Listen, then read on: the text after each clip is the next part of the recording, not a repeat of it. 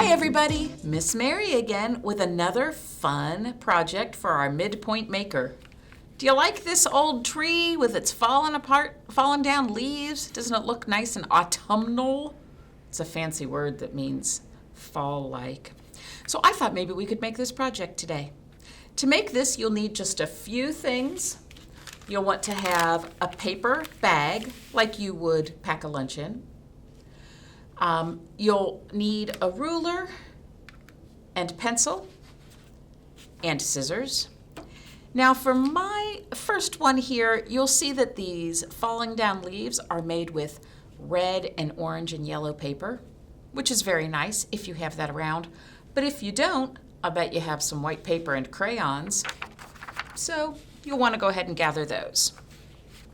All right. So first thing you'll want to do is cut your paper bag. To do that, you'll want to use your ruler so that you can measure lines evenly and make sure they're straight. So first I drew a line across my bag about halfway down the length of it. I just made a nice straight line here, and then I measured these lines. They're about, I'm gonna say half an inch apart. Okay, so I made my marks here, got that? And then I drew straight lines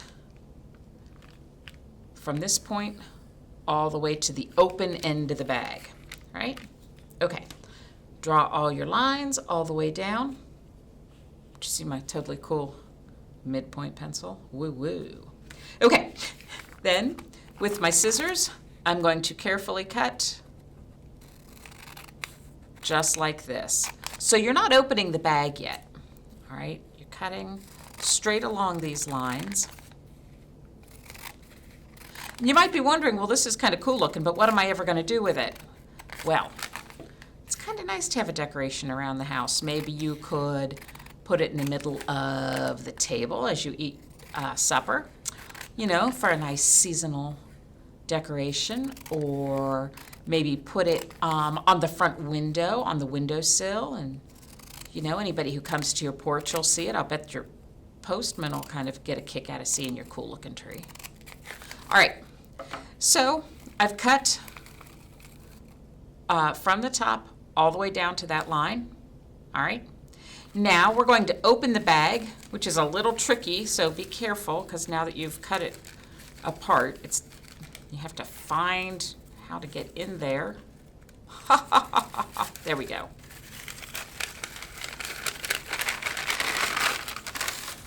So you're going to open up the bag, standing nice and tall. All right. And now I'm going to, standing nice and tall, there we go. Now I'm going to grab this bag and scrunch it together. That's an official word, scrunch. Mush it down flat like this and give it a good twist. Now, this is what I'm going to remind you of the credo, the most important rule about making crafts with Miss Mary. There is no wrong way, and the right way is however you choose to do it. So if yours doesn't look just like mine, well, that's good, because, you know, we don't want them all to look alike. So now the bottom of my tree, it's starting to look less like a bag and more like a tree. The bottom of my tree is all twisty here, but all my branches go straight up. So I'll take each one and just kind of twist it. Sometimes I twirl them, you know, like I do with my long ponytail hair when I'm tired of waiting for somebody, right? Make it like that. Or you could twist it around your finger or around a pencil. What you're going to do is make sure, whenever you can, that you have two pieces together. So over here, I'll take this one so you can see closely.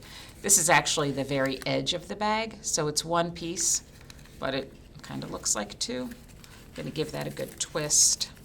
Sometimes you can make them go out to the side, or you might want to make them stick up straight. Some of them you might want to make tight, some of them loose. Again, I'm going to go here. I have 2 pieces. Well, this is probably pretty hard to see, but when you're doing it yourself, I think it'll come together pretty easily. And you twist, twist, twist, twist, twist. So I made sure when I marked on my bag that I used pencil, and I was careful to cut right along the lines so that I don't have marks showing on my tree. Have you ever seen a tree with pencil marks on it? Maybe you have. I guess it wouldn't be that bad. So I'm going to keep on going with all this twisting. All right, what do you think? Is it starting to look kind of like a tree? I don't know. I did some hiking over the weekend and I found a really cool old tree with these branches that bent up and it looks like the number 4. It was really cool looking. You know, the tree comes up like that and it has branches, but then it has this one weird branch that goes like that. And so my kids and I always call that the number 4 tree. I wonder if we could make a number 4 branch with this. Well, I'll tell you what, you try to do that with yours. I'm just going to go with regular twists here. So if you look outside, I imagine that you'll see that a lot of the leaves have changed color. You know, back during the spring and summer, all those leaves were green, but now we're seeing some orange and yellow and red. I think those are my favorite, all those bright red leaves on the trees. Ooh, that one's really skinny. 1, 2, making sure I have 2 pieces. Again, this is just do it how you think you might like it. You can try some different techniques. And if you find a system that works better than what I'm doing, oh, I'd love to hear about it. So we're going to keep on twisting and twisting. I keep twisting in the same direction. I think I'll twist this one the other way. And grown-ups, while you're doing this with your kids, it might be a good time to talk about what's your favorite kind of tree, what sorts of things do you like to do in the autumn. One of my favorite things for my whole life, one of my favorite things to do is walk down the sidewalk, you know, like I'm going home from school, and kick the leaves. Oh, I used to love it when the leaves were piled up deep on the sidewalk and you could go kick, kick, kick. Makes that good rustling noise, which is kind of like the sound these paper bags make when you twist them up, too. What do you think? I'm getting there, huh? Almost through. Now, I have made these before, and I've always used these lunch-size paper bags. I wonder how cool it would be if you used a big paper bag like you get at the grocery store. You could probably make a huge tree with one of those. I might have to try that sometime. Hey, if you do that, make sure you post a picture down there in the comments for us. I would love to see how that looks. I bet that would be a lot of fun. It'll probably take up the middle of the entire table, too, for your dinner time. Alrighty, so I've got this just about done. I've got all my twists. What do you think, friends? How's that look? Yeah? All right. So I've got this old dead tree, but I need to put some leaves on it. So here I have my piece of paper that I have just colored a section yellow and one red and one orange.